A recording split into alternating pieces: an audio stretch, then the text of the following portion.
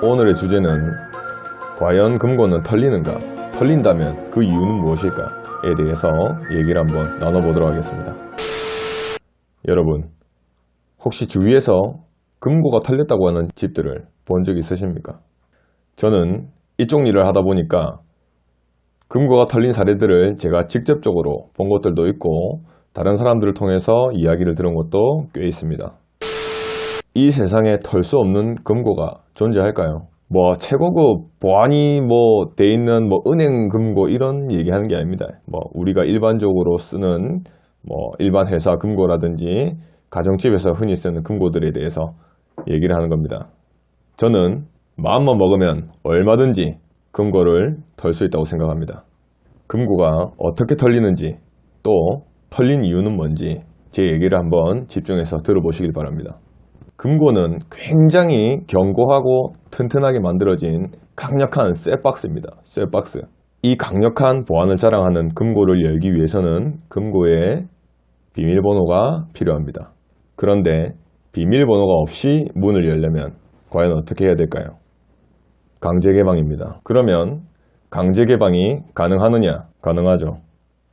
엄청난 시간, 많은 인원, 최고급 장비, 기술, 시끄러운 소음, 정성과 노력, 마음만 먹는다면 얼마든지 가능합니다. 그런데 과연 마음을 먹을 수 있을까요?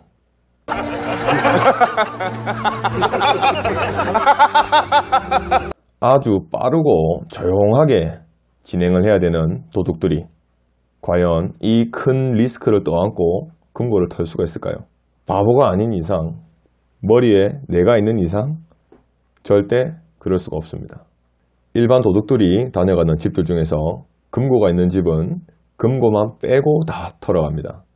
앞서 말씀드린 것처럼 금고는 함부로 털 수가 없습니다.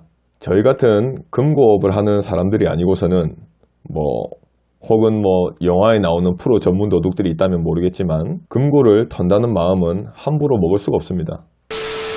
자, 그런데 금고를 강제 개방해서 금고를 턴 사례도 있습니다.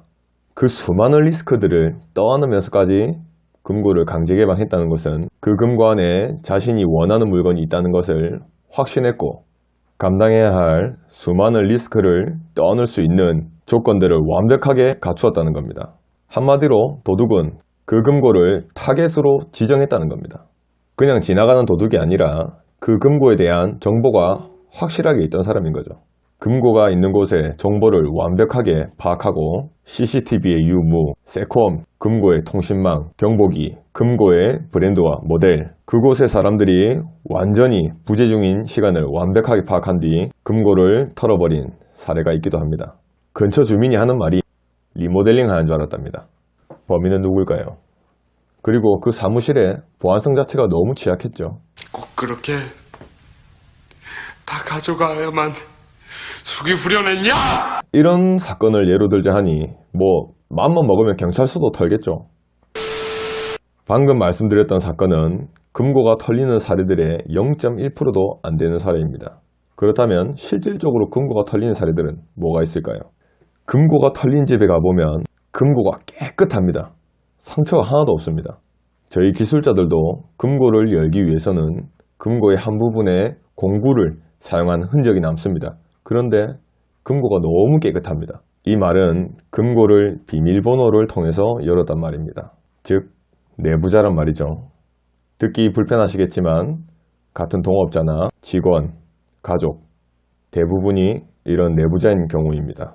비밀번호를 공유했건 공유를 하지 않았으나 노출이 되었건 간에 이런 내부자인 경우가 대부분을 차지합니다.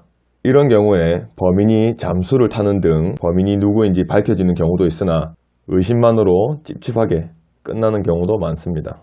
금고가 털린 집에 한 아주머니께서 제 앞에서 서럽게 눈물을 흘리시던 모습이 기억이 납니다. 가족 중에 한 사람이라는 것이 강하게 의심은 가지만 믿고 싶지도 않고 또 어떻게 도둑으로도 잡을 수가 없기 때문에 너무 억울하고 서럽게 우시던 모습이 기억이 납니다. 오늘의 결론, 금고는 안전하나 내 비밀번호는 내가 잘 지키자.